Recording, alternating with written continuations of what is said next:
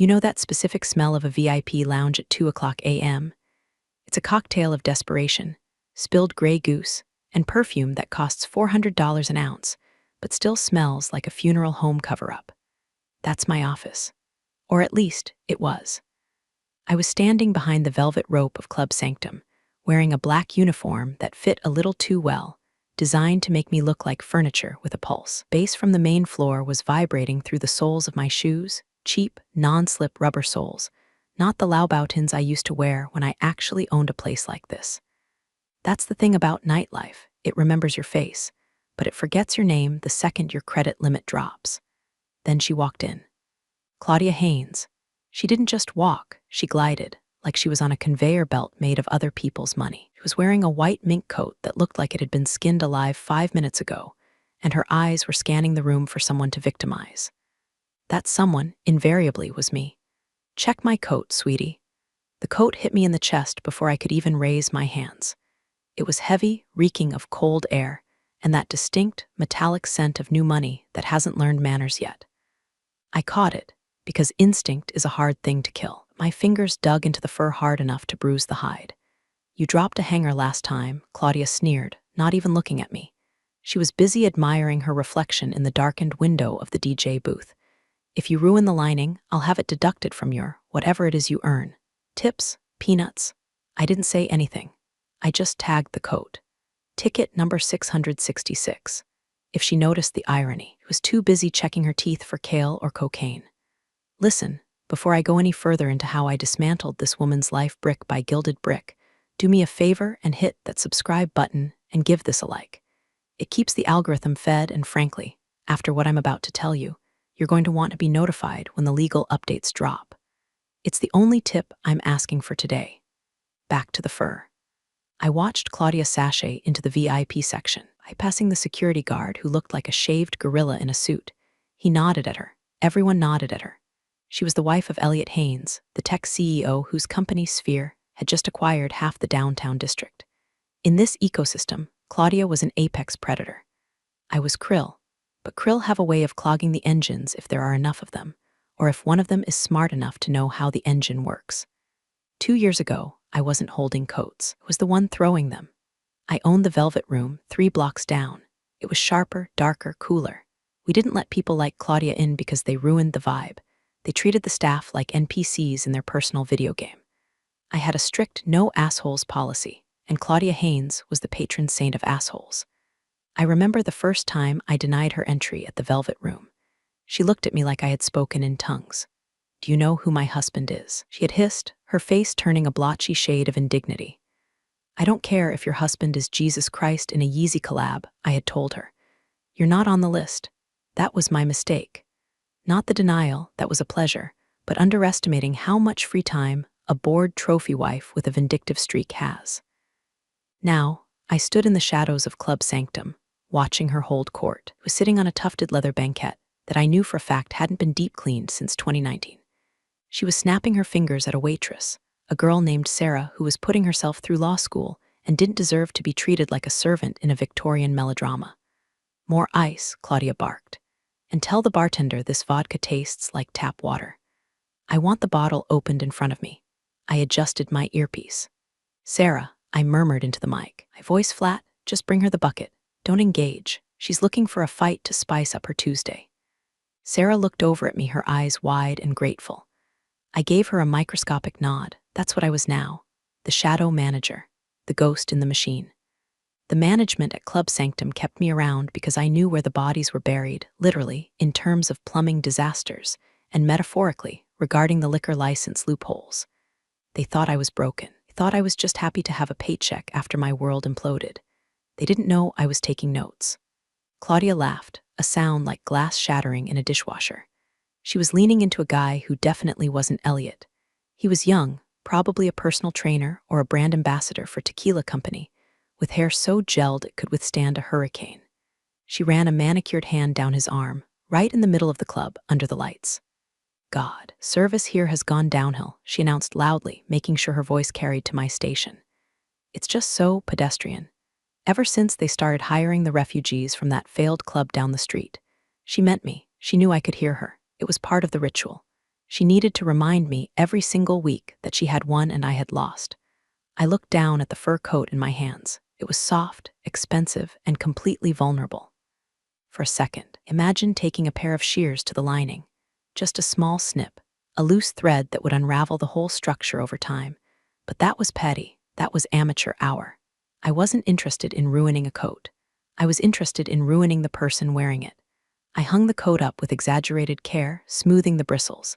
"Enjoy it while it lasts, sweetie," I whispered to the empty cloakroom. The bass dropped again, shaking the floorboards. I checked my watch. It was 2:15 a.m. In exactly 4 hours, the Tokyo markets would open, and a very specific shell company I'd registered in the Cayman Islands was going to trigger a purchase order that would go unnoticed by everyone except the people looking for it. Claudia thought this was just another night of her reign. She didn't realize she was dancing on a trapdoor, and I was just waiting to oil the hinges. The music swelled, drowning out her laughter. I could still see her mouth moving, shaping insults, shaping her own demise. I adjusted my name tag, Vanessa Staff, and smiled. It was the kind of smile a shark gives before it rolls its eyes back. The game was on.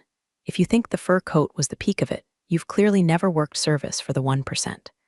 The coat was just the opening ceremony. The main event was the humiliation loop, a routine Claudia had perfected with the efficiency of a Japanese factory line. Usually started with the drinks. Claudia didn't drink alcohol to get drunk, she drank to critique. She ordered a Grey Goose, soda, 3 limes, splash of cran in a tall glass, no straw, plenty of ice, but not too much ice. If the bartender, a sweet kid named Jason, put in 4 limes, crisis. If the splash of cranberry was more of a pour, tragedy. "Is it hard?" she would ask, leaning over the bar, her cleavage adjusting itself like a separate entity. "Is it hard to follow basic instructions? Or is this why you're on this side of the bar and I'm on this side?" Jason would stammer, apologize, and remake the drink. Then she'd leave a tip. A single dollar bill folded into an origami swan. It wasn't a reward, it was a prop for her cruelty. "For your art classes," she'd say. Then there was Elliot, her husband, the CEO of Sphere. If Claudia was the knife, Elliot was the numbness that followed the cut. He didn't yell, didn't make scenes. He simply didn't perceive you as a human being. He looked through me like I was a smudge on a window pane. That Tuesday, Elliot came in about an hour after Claudia. He was wearing a suit that cost more than my entire liquidation settlement. He bypassed the line, bypassed security, and walked straight to the VIP section. As he passed the coat check, he handed me his umbrella. It was wet. He didn't hand it to me, released it in the airspace roughly adjacent to my body, assuming I would manifest the physics required to catch it. I caught it. "Dry it," he said, not a request. A command code input into a machine. "Right away, Mr. Haynes," I said, my voice devoid of inflection. He paused just for a fraction of a second. "Do I know you?" My heart did a slow, cold thud against my ribs. "I don't think so, sir. I'm just staff." "Right," he said, dismissing the thought before it could fully form. "You have the same eyes as a woman who used to run a dump downtown. Never mind. She's probably in rehab." He walked away. I stood there, holding his wet umbrella, dripping water onto my shoes, a dump. My club had been architectural digest material. My club had been a sanctuary. I took the umbrella to the back room. I didn't dry it. I opened it and left it in the utility sink. Then I pulled out my phone. They were upstairs playing Masters of the Universe. I was downstairs playing 4D chess. I wasn't just scrolling Instagram. I was logged into a private server accessing the county clerk's real estate filings.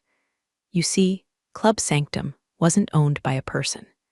It was owned by a holding company called Night Life Ventures, which was owned by a larger conglomerate, which was leveraged to the hilt by a private equity firm that was currently panicking about its quarterly returns. I knew this because I had spent the last 2 years doing nothing but reading financial disclosures. While Claudia was reading gossip blogs, I was reading balance sheets. I saw the cracks before anyone else. Night Life Ventures was hemorrhaging money. They had overexpanded into Vegas right before the market dipped, were looking to liquidate assets to stop the bleeding. Club Sanctum was their crown jewel, but it was a jewel in a heavy, sinking crown. I swiped through the PDF on my screen. There it was, a notice of intent to sell commercial assets. It hadn't been publicized yet. It was buried in a bundle of documents meant for shareholders. I switched apps to a secure messaging platform. I typed 3 words to a contact named Ghost Investor, green light, proceed. Upstairs, heard Claudia's voice rise above the music again. I walked out of the back room to check the commotion. She was standing near the DJ booth, pointing at my feet. I had come out from behind the counter to grab a bus tub.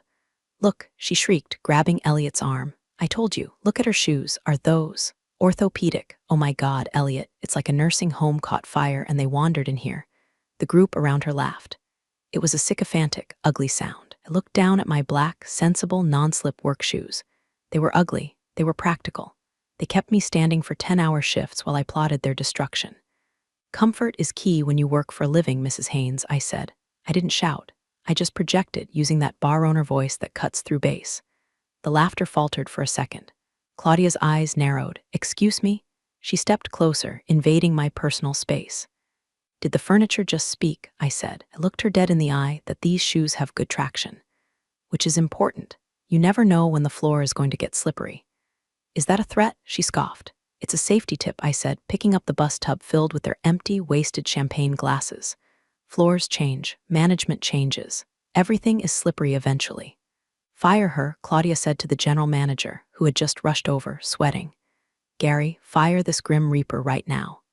Gary, man with the spine of a chocolate eclair, looked at me nervously. He knew I ran the inventory better than he did. He knew I covered his ass when the till was short. Claudia, please, Gary wheezed. Vanessa is reliable. It's a busy night. I don't care, she hissed. She brings down the property value just by existing. I'll go check the stock in the basement, I said to Gary, diffusing the situation before he had to make a choice. I didn't wait for permission. I turned my back on her, the ultimate sin, and walked away. As I descended the stairs into the darkness of the stockroom, I could hear her screaming about disrespect. I pulled my phone out again. Ghost Investor had replied, funding secured, initial offer drafted. Do we want the brand name? I stopped on the landing. The concrete walls were cold. I typed back, no, just the building, the land, and the liquor license. Burn the brand. I looked up at the ceiling, listening to the thumping of the party above. They were dancing on my ceiling. Soon, I would be the one pulling the floor out. The humiliation wasn't a deterrent anymore. It was fuel. High-octane, premium unleaded hate. And I had a full tank. You need to understand something. I didn't lose my club because of bad business. I didn't lose it because of the economy or COVID or bad vodka. I lost it because I bruised a narcissist's ego. She decided to burn my life down as a hobby. 2 years ago, the Velvet Room was the heartbeat of the city. I had built it from a rotted-out warehouse into a sanctuary of obsidian glass and crushed velvet. It was my child. I had mortgaged my house, my car, and my sanity to build it. After the night I denied Claudia entry, the whispers started. It wasn't anything loud. That's not how women like Claudia fight. They don't throw punches, they poison the well. It started with a blind item in a local luxury lifestyle blog, one that Claudia happened to be a major advertiser for, which downtown hotspot is actually a front for interstate laundering. Hint, it rhymes with helmet gloom. Subtle? No. Effective? Devastatingly. Then came the concerns whispered at charity galas. Elliot Haynes suddenly pulled his company's corporate account. That was $50,000 a year in guaranteed revenue, gone overnight. I called his assistant to ask why. I was told, Mr. Haynes prefers venues that align with his family's values. Values. The man made his fortune data mining teenagers, but sure, let's talk about values. The death blow came a month later. I was in negotiations for a massive expansion loan. My investors were skittish but on board. Then, the health inspector showed up. Not for a routine check, a targeted raid based on an anonymous tip about rat infestations and sewage leaks. There were no rats. There were no leaks. My kitchen was cleaner than an operating room. But the inspector, a sweaty guy who wouldn't look me in the eye, shut us down for 72 hours pending investigation. 72 hours is an eternity in nightlife. The closed by health department sticker on the door is a scarlet letter you never scrub off. Investors pulled out the next morning. One of them, a guy I'd known for 10 years, told me off the record, Vanessa, we love you, but the word is out. You're radioactive. The Haynes family is telling everyone you're under federal investigation. We can't be near that. I stood in the middle of my empty, beautiful club, watching the dust motes dance in the emergency lighting. I had $200 in my business account and a mountain of debt. I lost the lease. I lost the house. I remember seeing Claudia a week after the foreclosure. I was leaving the bank looking like hell. She was walking out of a boutique next door. She saw me. She stopped. She didn't say anything nasty. She just smiled. A small, tight, satisfied smile. She gave a little wave like she was shooing a fly and got into her Porsche. That wave broke something in me. It snapped the part of my brain that believed in karma or justice or taking the high road. High road is for people who have a car. I was walking, so I decided to take the low road, the sewer road, the road that runs right underneath their perfectly manicured lawns. That's when I went dark. I dyed my hair from its signature blonde to a nondescript brown. I stopped wearing makeup. I bought clothes at Walmart. I applied for a job at Club Sanctum, the very place Claudia and Elliot had adopted as their new playground. The interview was pathetic. Gary, manager, looked at my resume, which I had heavily redacted, leaving out the ownership part and just listing bar manager, and hired me on the spot because I was willing to work holidays. You look familiar, he had said, squinting. I just have one of those faces, I lied. I used to work at an Applebee's in the state. Right, he said, losing interest. Don't steal the towels. For 2 years, I have been invisible. I have fetched coats. I have mopped up vomit. I have listened to Claudia tell her friends how she single-handedly cleaned up the city's nightlife by getting rid of that trashy place down the street. She confessed her crime to me a dozen times, thinking I was just a faceless servant. We had to call in so many favors to get that inspector out there. She giggled once, 3 martinis deep, talking to a friend in the bathroom while I restocked the paper towels. But God, it was worth it. Did you see her face? She looked like she was going to cry. Poor thing. Some people just aren't built for business. I was in the stall next to them, holding a roll of toilet paper so tight the cardboard core collapsed. Not built for business. That phrase echoed in my head every night as I ate ramen in my studio apartment. She was right. I wasn't built for her kind of business. Her business was influence, gossip, and daddy's money. My business was operations, margins, logistics, vengeance. I started saving every tip. I reconnected with 2 of my old investors, the ones who had been burned when the Velvet Room went under, the ones who hated Elliot Haynes because he had screwed them on a separate tech deal. They were angry, rich men. I pitched them a plan. We don't buy a club, I told them, sitting in a dark diner at 4 a.m. We buy the dirt it sits on. We buy the debt. We buy the distribution rights for the alcohol. We surround them. Then one investor asked, raising an eyebrow. And then I said I evict them from their own lives. The flashback ends now. The memory of that bathroom stall giggle is what fuels me. It's what keeps my hand steady as I initiate the next phase. Because here's the thing about people like Claudia. They think power is static. They think once they have it, they keep it. They don't understand that power is fluid. It flows to whoever is willing to dig the deepest trench. I had been digging for 2 years. A shell company is a beautiful thing. It's a ghost.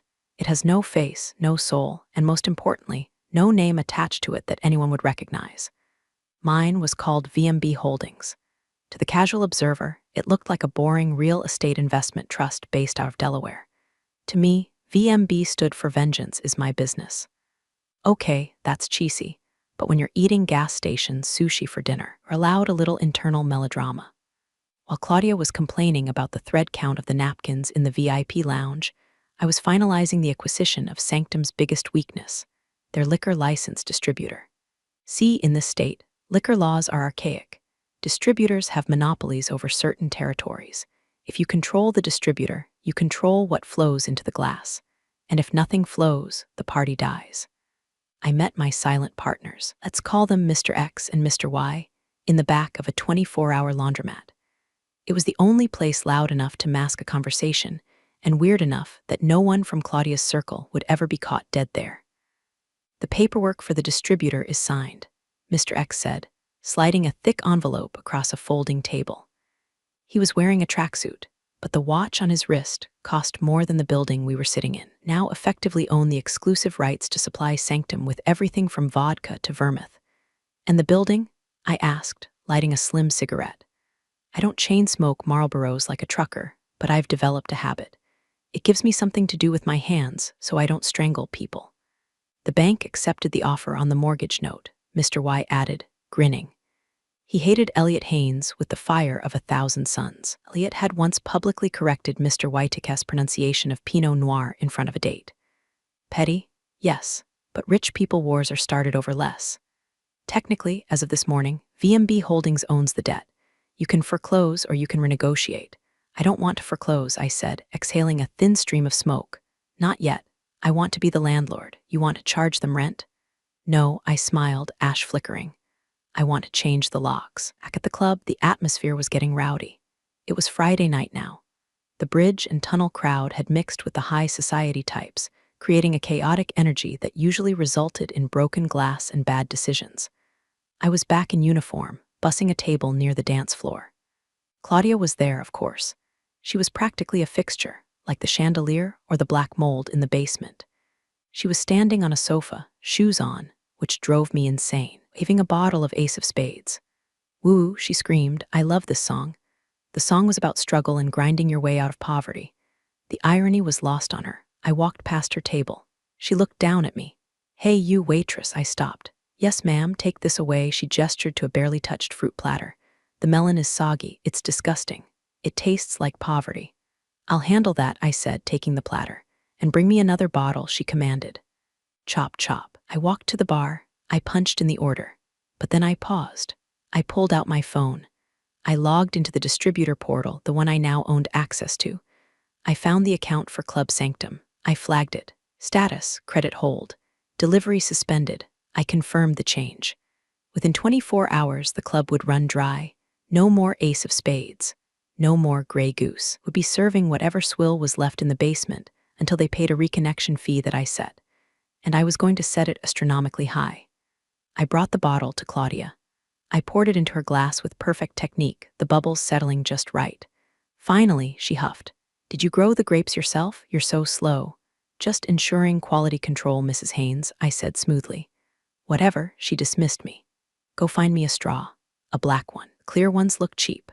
I walked away to get the straw. As I passed the manager's office, I saw Gary, the GM, looking frantic. He was on the phone, yelling, What do you mean the delivery is canceled? We have a private event tomorrow. Elliot Haynes is hosting a post-merger party. We need 50 cases of Dom. I slowed my pace, pretending to adjust a napkin holder. Credit hold? Gary shrieked. We paid the bill. What new owner? What are you talking about? I suppressed a laugh that would have sounded manic if I let it out. The dominoes were clicking. The seed of power wasn't just returning, it had sprouted, and it was a strangler fig. It was wrapping around the foundation of Club Sanctum, squeezing the life out of it.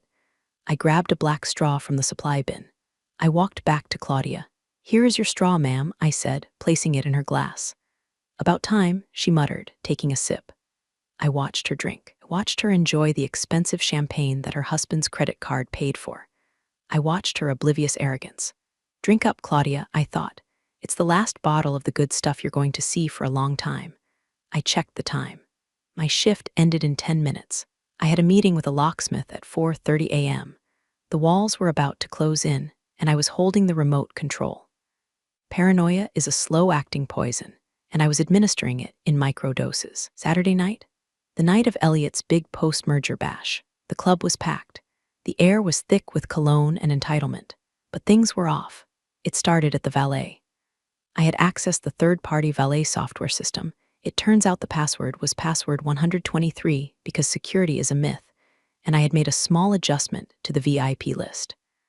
I was watching from the coat check window, which offered a sliver of a view to the front drive. I saw Elliot's Maserati pull up. He stepped out, tossing the keys to the valet kid, a teenager named Kyle. Kyle checked his tablet. He frowned. He tapped the screen. He checked the license plate. I'm sorry, Mr. Haynes, I heard Kyle say through the open door. The system is flagging this vehicle as restricted. Restricted? Elliot barked, his face flushing red under the valet lights. I own this town. What the hell does restricted mean? It says repeated non-payment of parking violations and risk of towing. Kyle read, looking terrified. That's absurd. Elliot screamed. Take the damn car, I can't, sir. The system won't print a ticket. If I take it, the insurance won't cover it.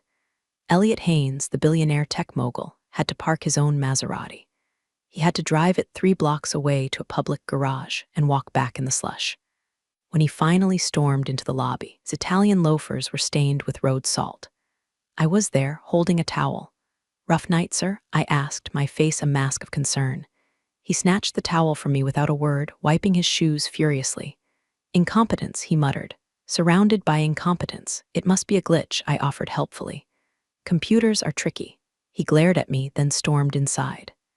Phase 2, The algorithm. Club used a digital tipping system that prioritized service to tables that tipped well. It was an internal metric on the waitstaff's iPads. I had tweaked the code. For tonight, Table 1, the Haynes permanent table, was flagged as non-priority/low tipper. This meant that every time Claudia ordered a drink, her request went to the bottom of the queue on the bartender's screen. I watched from the shadows as Claudia waved her empty glass. 10 minutes passed. 15. She stood up, waving her arms. "Hello, hello," she shrieked. "Is everyone blind?" Sarah, the waitress, walked right past her to serve a table of tourists who had ordered Bud Lights. "I'm so sorry, Mrs. Haynes," Sarah said, looking genuinely confused at her iPad. "Your order isn't popping up. The system keeps pushing it back." "Maybe the Wi-Fi is bad in this corner." "Bad Wi-Fi?" Claudia looked like she was going to have a stroke. "We are in the VIP section." "Fix it." "I'm trying," Sarah lied. I had tipped Sarah $100 cash earlier and told her, if the system glitches tonight, just roll with it. Don't override it. Finally, Phase 3, the physical space. Elliot loved his specific corner booth. It was elevated, secluded, and offered a view of the entire club. It was his throne. But earlier that afternoon, I had placed a maintenance-required order for that specific booth. I had cited structural instability in the subfloor. Elliot marched up to his throne. He found it cordoned off with yellow caution tape. Gary, the manager, was wringing his hands. "Mr. Haynes, I'm so sorry. The floor, it's sagging. We can't let you sit there. Liability." "Where am I supposed to sit?" Elliot demanded, gesturing to the crowded club. "We have a nice table near the kitchen," Gary suggested weakly. Elliot's face went purple. Claudia looked like she had swallowed a lemon. "This is unacceptable," she screamed. "This is our night?" I know, Gary stammered. "It's just the building is old. Things are falling apart." I walked by with a tray of clean glasses. I paused just long enough to catch Elliot's eye. "Can I get you folks some folding chairs?" I asked innocently. "Get away from me," Elliot hissed. They ended up standing. The king and queen of the city, standing awkwardly near the bar, jostled by people who had paid a $20 cover charge. Claudia's feet hurt in her heels. Elliot was sweating in his coat because he refused to check it. He didn't trust me anymore, smart man. I moved through the club like a phantom. I knew every weak beam, every hidden mic, every wire. I was the ghost in their machine, and I was haunting them in real time. I went to the break room and checked my phone. A message from the lawyer, deed recorded. Liquor license transfer complete. You are legally the owner of the property known as 440 West Street. Operating company is now your tenant, and they are in default. I smiled. It wasn't a shark smile this time. It was a wolf smile. I walked back out onto the floor. Claudia was arguing with the bartender about the lack of Dom Perignon, remember the delivery hold. "We only have Moet," the bartender shrugged. "I don't drink peasant champagne," Claudia yelled. I leaned against a pillar, watching. The walls were closing in. The ceiling was lowering. They were too busy shouting at the help to notice that the building didn't belong to them anymore. I had one more shift, one more night, and then the paperclip. There is a specific kind of silence that happens when a contract is signed. It's a silence that drowns out the noise of the world. Sunday morning, 9:00 a.m. I was sitting in my lawyer's office, staring at a stack of documents thick enough to stop a bullet.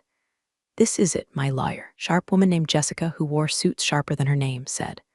"Once you sign this, Nightlife Ventures is notified that their lease is terminated due to violation of the good moral character clause in the master agreement, which, ironically, they added to keep out strip clubs. And the liquor license? Yours. VMB Holdings now holds the license. Club Sanctum is legally dry as of," she checked her watch, "noon today. Unless they negotiate with the new owner, which is you." I picked up the pen. It was a cheap Bic pen. I didn't need a Montblanc to sign their death warrant. I signed, "Vanessa M. Bishop, congratulations," Jessica said. "You bought a zoo?" "No," I said, standing up. "I bought a slaughterhouse." I went to work that night for my final shift. It felt surreal. I walked through the service entrance, swiped my card, which I would soon be deactivating, and put on my uniform. The staff meeting was tense. Gary was hyperventilating. "Okay, everyone," he said, wiping sweat from his bald head. "We have a crisis. The liquor distributor has cut us off completely. We are running on inventory. We need to push the high-margin cocktails to get rid of the cheap stuff. And corporate says there's some legal issue with the building, so if anyone asks, we are not closing." He looked at me. "Vanessa, make sure the coat check is moving fast. We need turnover." "You got it, Gary." I said speed is my middle name. The doors opened. The crowd flooded in. And then, inevitably, they arrived. It was Sunday, so it was industry night. The crowd was cooler, younger, but Claudia and Elliot were there because they had no homes to go to, apparently. They fed on the energy of the club like emotional vampires.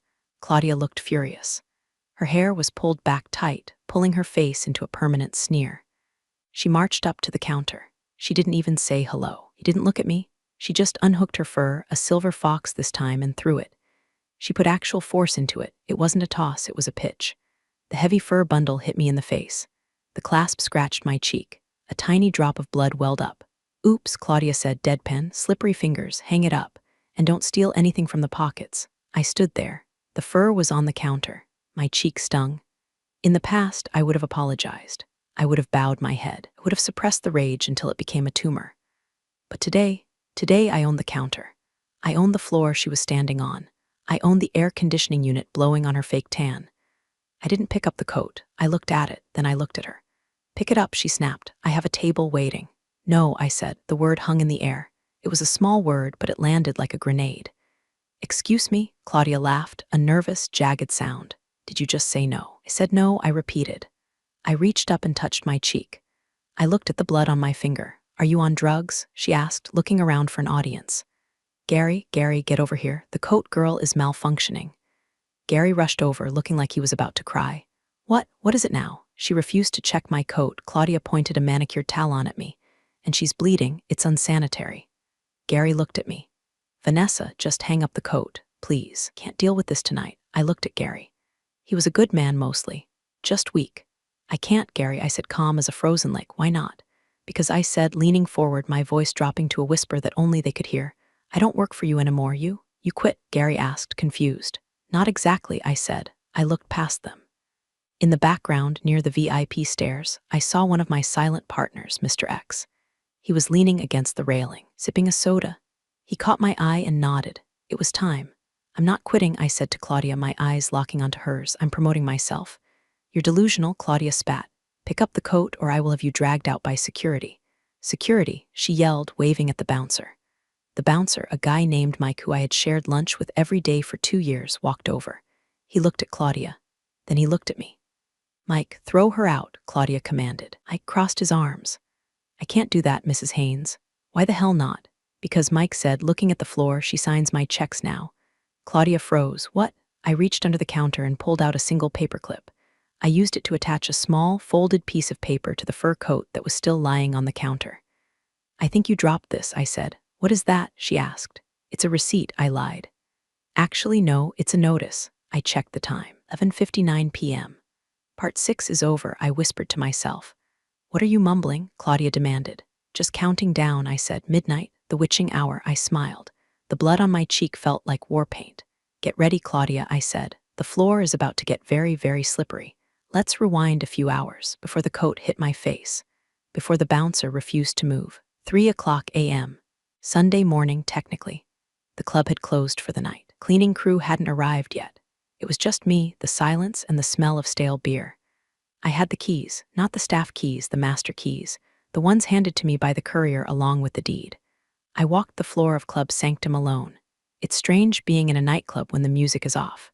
It looks like a movie set with the lights on. The velvet looks dusty. The gold trim looks like plastic. You see the scratches on the floor, the gum stuck under the tables. Without the illusion of the party, it's just a room. I walked up to the VIP section. I sat on the banquette where Claudia had held court for 2 years. I ran my hand over the leather. It was cold. This was where she sat when she laughed about my foreclosure. This was where Elliot sat when he blacklisted my name. I felt a ghost in the room. The ghost of Vanessa Bishop, the woman I used to be. The woman who wore silk blouses and laughed easily.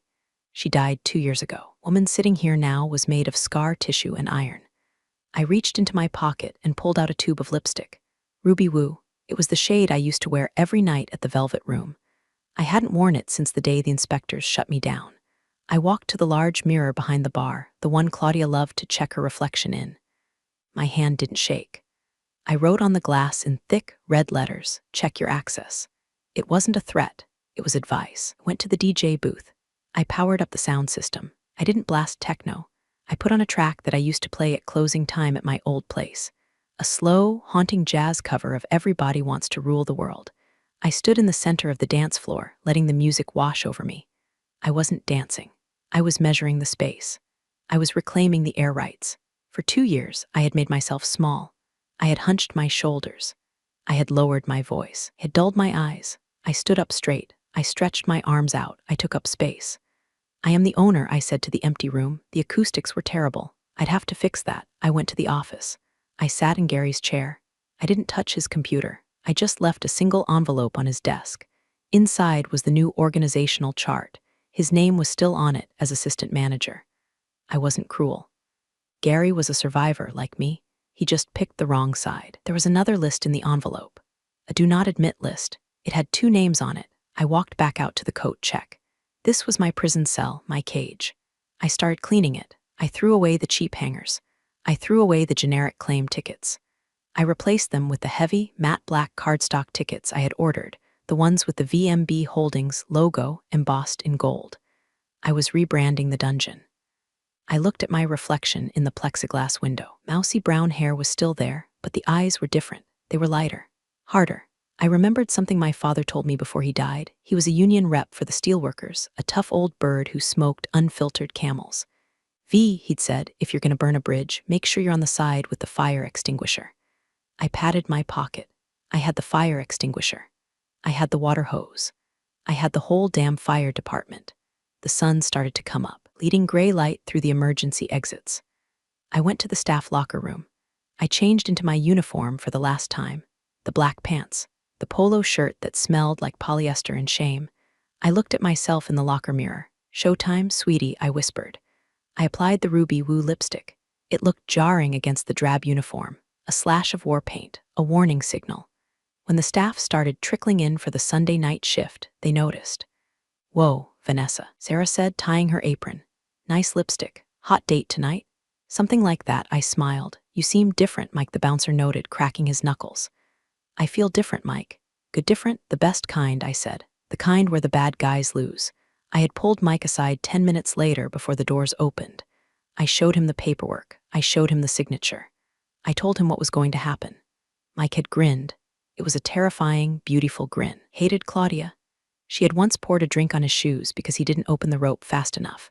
So when she gives the order, Mike asked. You take orders from the owner, I said, and that's me. Copy that, boss, Mike said. And that brought us back to the moment. The coat on the floor, the blood on my cheek. The silence in the room as Claudia Haynes realized that her security guard wasn't moving. The night before the fall was over. The fall was happening now. Gravity is a bitch. The music had stopped. The DJ, sensing the shift in atmospheric pressure, or maybe just seeing Mike the bouncer staring him down, had cut the track. The club was silent, save for the hum of the refrigerators and the sound of Claudia Haynes trying to process the word no. You own the coat check, Claudia scoffed, a desperate, confused laugh bubbling up. What did you do? Buy the franchise? That's adorable. Really. A true entrepreneur. He turned to the crowd, arms wide. Everyone, look, the coat check girl thinks she's a business owner. Let's give her a round of applause for her little lemonade stand. A few people chuckled nervously, most just stared. People in nightclubs smell blood faster than sharks. They knew this wasn't a joke. I don't own the coat check, Claudia, I said. My voice was calm, projected from the diaphragm. No more mumbles. I stepped out from behind the counter, opened the swinging door. I walked onto the main floor. I own the door you walked through, I said, taking a step toward her. I own the floor you're standing on. I own the liquor license for the vodka you're demanding. I own the mortgage note on this building. I stopped 3 feet from her. I was wearing my cheap uniform and my bright red lipstick, and I felt 10 feet tall. I am the landlord, I am the bank, and I am the management. Claudia stared at me. Face went through a kaleidoscope of emotions. Confusion, disbelief, and finally, pure, unadulterated terror. Elliot, she shrieked, spinning around to find her husband. Elliot, do something. She's lying, she's crazy. Elliot Haynes pushed through the crowd. He looked sweaty. He looked like a man who had just realized why his valet ticket was declined. What is the meaning of this? Elliot demanded, trying to muster his CEO voice. Who are you? The woman whose business you helped destroy, I said. Vanessa Bishop. The Velvet Room. Ring a bell? Elliot's eyes widened. Recognition flickered. You're the one with the values. I finished for him. Yes, and it turns out my values include paying my debts and collecting yours. I pointed to the wall behind the bar. I had instructed the bartender to unveil it at exactly midnight. The bartender pulled a cord. The canvas covering the large mirror fell away. It was written in RubyWoo, check your access. And below it, a new digital projection on the wall, bright and undeniable, private property. New owner, VM Bishop Holdings. The room gasped. Phones were out. Flashbulbs were popping. This was going on TikTok Live. This was the content they lived for. This is illegal, Elliot sputtered. I have a lease. I have a contract with Night Life Ventures. You had a contract, I corrected. They defaulted. I bought the debt. I'm exercising my right to terminate services for any patron who violates the code of conduct. I turned my gaze back to Claudia. Code of conduct violation number 1, I said, my voice cutting through the silence. Abusive staff. I looked down at the silver fox fur coat still lying on the dirty floor. It looked like roadkill now. Pick it up, I said to Claudia. What? She whispered. Pick it up. I can't, she stammered. I'm a guest, not anymore, I said. Now you're just a trespasser with bad manners. Claudia looked at Elliot. Elliot looked at his shoes. He wasn't going to save her. He was calculating the PR fallout. He was already distancing himself. Claudia looked at the crowd. They were filming her, mocking her. The queen was naked. Slowly, painfully, Claudia Haynes bent down. Her knees popped, her dress strained. She reached out and grabbed the fur coat from the floor. Dust bunnies clung to the expensive pelt. She stood up, clutching the dirty coat to her chest, her face a mask of humiliation. Happy? She hissed, tears welling up in her eyes. You made your point. We're leaving. Leaving implies you have a choice, I said. I signaled Mike. Escort them out, I said. And Mike? Yeah, boss, check their pockets, I said, throwing her own words back at her. Make sure they didn't steal anything. The crowd erupted. Laughter, cheers, it was brutal, it was savage, it was justice. You can't touch me. Claudia screamed as Mike stepped forward. Do you know who I am? We know exactly who you are, Mrs. Haynes, I said, my voice dropping to a cool, professional register. That's why you're banned. I reached into my back pocket and pulled out a sealed white envelope. I slapped it into Elliot's hand. What is this? He asked, looking at it like it was radioactive. A formal notice of trespass, I explained. A dossier of harassment complaints filed by the staff over the last 24 months. Dates, times, witnesses, including the time Claudia threw a hot coffee at the valet. We have the footage. Elliot paled. He knew what that meant: lawsuits, settlements, PR nightmares. His family values brand was about to take a hit. We can settle this, Elliot started, his voice shaking. Vanessa, Miss Bishop, let's go to the office. Let's talk numbers. I don't need your numbers. Elliot, I said, I have my own. You're making a mistake, he threatened, but it was weak. You need people like us. We are the economy of the city.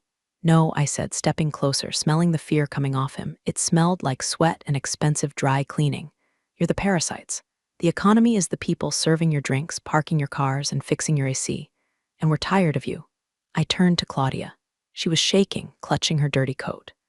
Claudia Haynes, I said formally, your membership is revoked, effective immediately. Permanent ban, global. If I buy a lemonade stand in the future, you're banned from there too. Get them out, I nodded to Mike. Mike and 2 other bouncers, big guys who had been waiting for this day for years, stepped in. They didn't touch them roughly. They just created a wall of muscle. This way, folks, Mike said cheerfully. They were herded toward the door, not the VIP exit. The front door, one with the draft. As they passed the threshold, Claudia turned back one last time. Her mascara was running. She looked small. You're just a coat check girl, she screamed, her voice cracking. And you, I called back, are outside. The heavy oak doors slammed shut. Silence returned to the room for a beat. Then someone started clapping. Then another. Then the whole room. I didn't bow. I wasn't a performer. I turned to the DJ, hit it. The music blasted back on. Louder this time. Bass rattled the bottles on the shelf, my bottles. I walked behind the bar. I picked up a bottle of Grey Goose, one of the last ones left before the new stock arrived. I poured a shot. For the house, I yelled. The roar was deafening. I didn't stay for the party. I walked up the stairs to the VIP balcony, my balcony. I looked down at the sea of people. I saw Sarah laughing with a tray of drinks. I saw Gary looking relieved, loosening his tie. I saw the ecosystem healing itself. I sat down in the booth, the one I had marked with caution tape earlier. I ripped the tape off. I sat down. I pulled out my phone and checked the Reddit thread.